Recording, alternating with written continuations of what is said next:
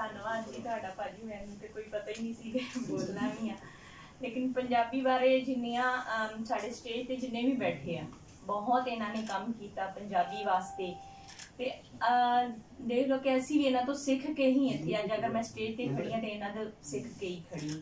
ते मैनूं बड़ा माण है अपने इन्हां भरावां ते खास कर भुलेखा दी इस टीम ते कि जिन्हें पंजाबी नूं जिंदा रखिया। वरना देखिया जावे ते इत्थे पंजाब दे विच बाकी कोई इस तरह के प्रोग्राम नहीं करांदा, लेकिन भाजी हर टाइम यह प्रोग्राम रखते, इहदी वजह नाल साडी पंजाबी जिंदा हो। जे बाहरों लोग आंदे भी आ, कॉन्फ्रेंस इत्थे करवांदे भी आ, लेकिन ओहदे च ओह पंजाबी नूं बहुत ज्यादा प्रमोट करदे। लेकिन मैं इत्थों दे लोकां नूं वेखिया कि आपां नहीं असीं इन्नी कोशिश नहीं कर रहे। लेकिन भाजी दी वजह नाल ते जेड़े भाजी स्टेज ते बैठे ने, इन्हां दी वजह नाल जे प्रोग्राम ना हुंदे ते मेरा यह ख्याल सी कि पंजाबी बिल्कुल मर जानी सी। लेकिन ज़बान कोई मरदी नहीं है, ज़बान कोई भी नहीं मरदी। मैं इस वेले कनेड दे विच पढ़ा रही हां। कनेड दे विच मैनूं बड़ी इस गल दा माण महसूस हुंदा जदों मैं उन्हां बच्चियां नाल गल करदी हां पंजाबी दे विच। ओह इह जरूर कहंदे सानूं घर वाले मना करदे ने कि पंजाबी ना बोलिया करो, लेकिन जदों मैं क्लास दे विच उन्हां नाल पंजाबी बोलदी हां ते बहुत वधिया तरीके नाल पंजाबी बोलदे आ। और ओह पंजाबी सब्जैक्ट सिर्फ इस करके रखदे आ कि असीं जदों आपस च गलबात करदे हां, कहंदे पंजाबी सानूं इंज बाबा फरीद दी बाणी वेख लो, बुल्ले शाह दा कलाम वेख लो, या जो भी मैं पढ़ानी है तो उन्हां नूं इंज लगदा कि असीं गल्लां बातां च सारा कुछ कर रहे हैं। इन्ना वधिया ओह महसूस करदियां। ओह कहंदियां इह सानूं इंज लगदा जिवें साडे अंदर ही एक चीज़ समाई हुई है।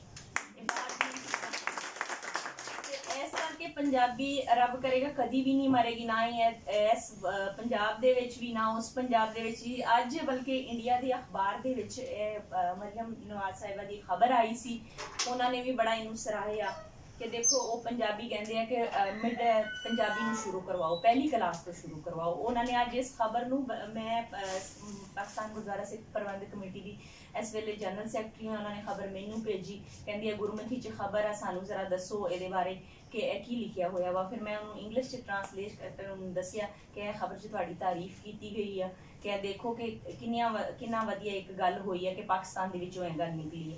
बाकी बाहरों दे जिहड़े कनेड दे विच बच्चे पढ़दे ने, उन्हां दे बाहर सारे रहिंदे, ओह कहंदे बाहर पंजाबी इन्नी आम प्रफुल्लत है, लोग आम बोलते हैं, गुरुद्वारियां च जाओ, सरदार जिथे जिथे भी नजर आते उत्थे। लेकिन इत्थे सानू घरां च पाबंदी लाई जाती है।